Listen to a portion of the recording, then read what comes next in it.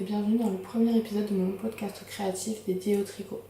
Je m'appelle Charlotte et j'ai repris le tricot en novembre 2017 en allant passer quelques jours chez ma grand-mère. J'ai commencé par tricoter un bandeau assorti à un gilet que ma grand-mère lui avait fait et depuis je tricote essentiellement pour mes enfants.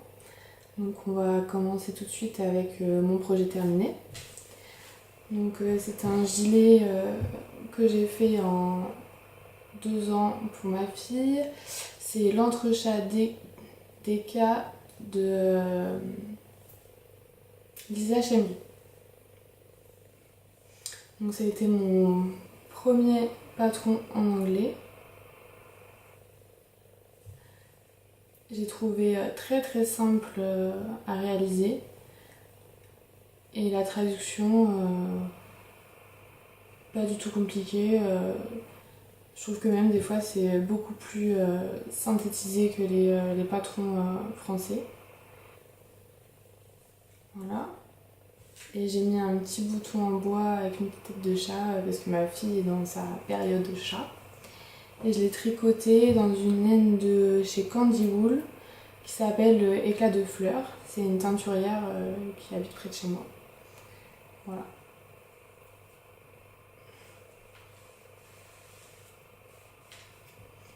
On va passer maintenant à mes projets en cours.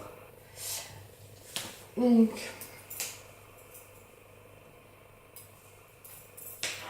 je suis en train de faire le pull Marik de Olong avec Anna. C'est un pull en jacquard à 3 couleurs. Voilà, et j'ai presque fini, il me reste juste à faire le grafting au niveau des aisselles. Voilà. Je suis une fan de jacquard. Et du coup, j'ai absolument voulu commencer par ça pour mon fils. Et c'était un modèle plutôt simple à réaliser, très très bien expliqué. Franchement, pas de difficulté particulière.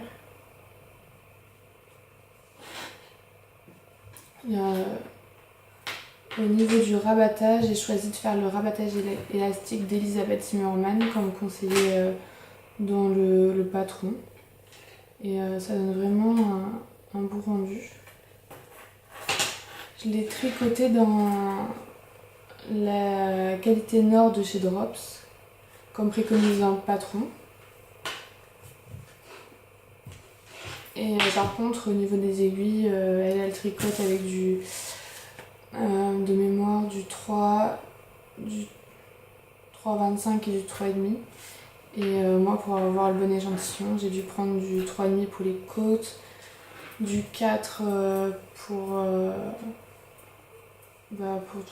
tricoter le reste, et j'ai pris du 4,5 pour le jacquard parce qu'elle préconise de prendre une demi-taille au-dessus pour le jacquard.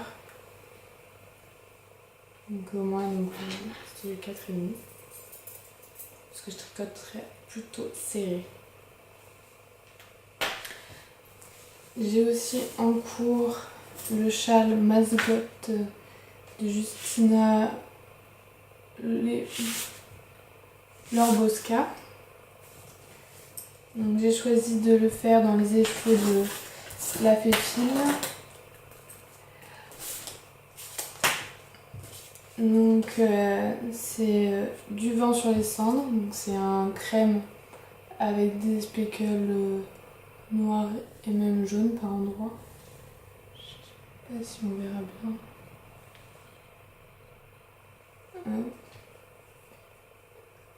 En couleur contrastante, j'ai pris Lancer de menhir.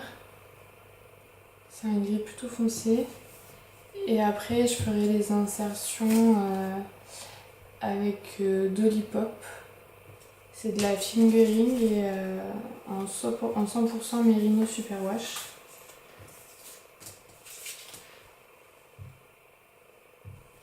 Et juste, je suis vraiment au tout début. J'ai juste fait ça.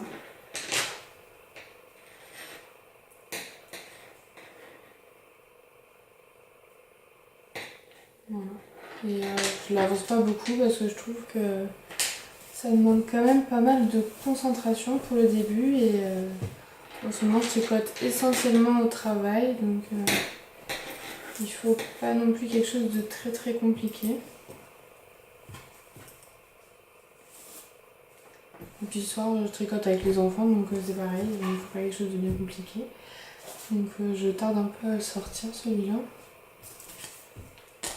Mais bon, il va falloir pour cet hiver, donc il va falloir s'accrocher. Et du coup, pour le travail, vu que je peux j'emmène ni le châle, ni le maric de Jules, parce qu'il faut que je fasse le grafting, et que le grafting je n'ai jamais fait.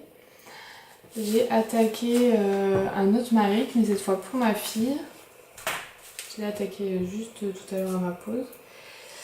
Et je le fais toujours en qualité noire de chez Drops. Et j'ai choisi du coup un gris, le gris juste le tout en dessous de celui de mon fils. Ça c'est le gris crème, le gris perle même.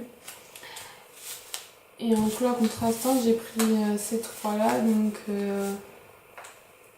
rose poudré, vieux rose et prune. Voilà ce que ça va donner.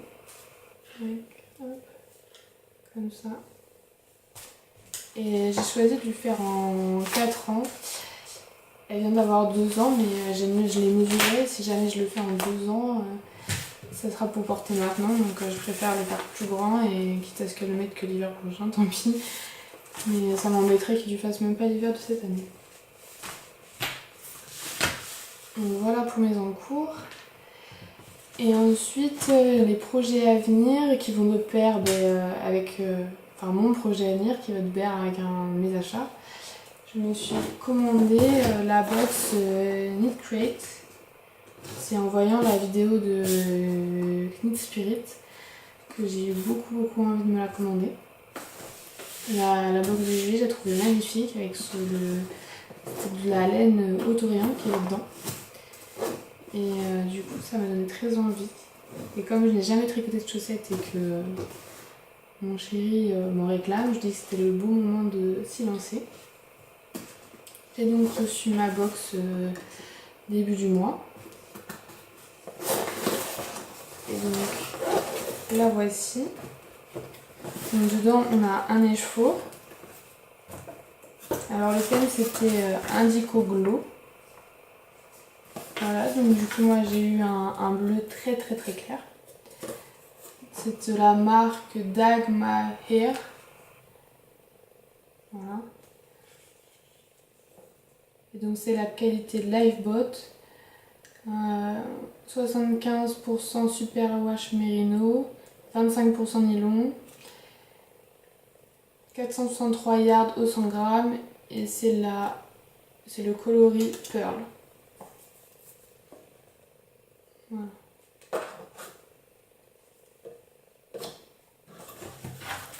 Donc dans le petit livret, on a l'explication sur l'histoire de la teinturière, et après on a le patron. Donc, c'est un patron de Sandy Rosner, celui-ci, et c'est les Cascade Socks. Voilà. Et donc bien sûr, c'est une box américaine, c'est un patron tout en anglais. Et moi j'ai pris la box avec le goodies. Et le goodies ce mois-ci, c'était des marqueurs à tête de chat. Je sais pas si on voit bien. Petite tête de chat toute mignonne.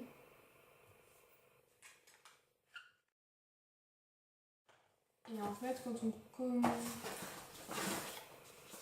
commande la box, on a des codes promo. Donc on a un code promo chez la personne qui fait ces petits marqueurs, c'est Koshka Bazar. J'ai visité sa boutique, elle a des trucs trop mignons, des petites têtes d'ours, des étoiles, des fleurs, des trucs hyper mignons. Et du coup on a des codes promo sur la laine, sur la boutique Koshka Bazar. Et on a aussi un lien pour le patron si on veut le télécharger et l'imprimer. Voilà. Donc,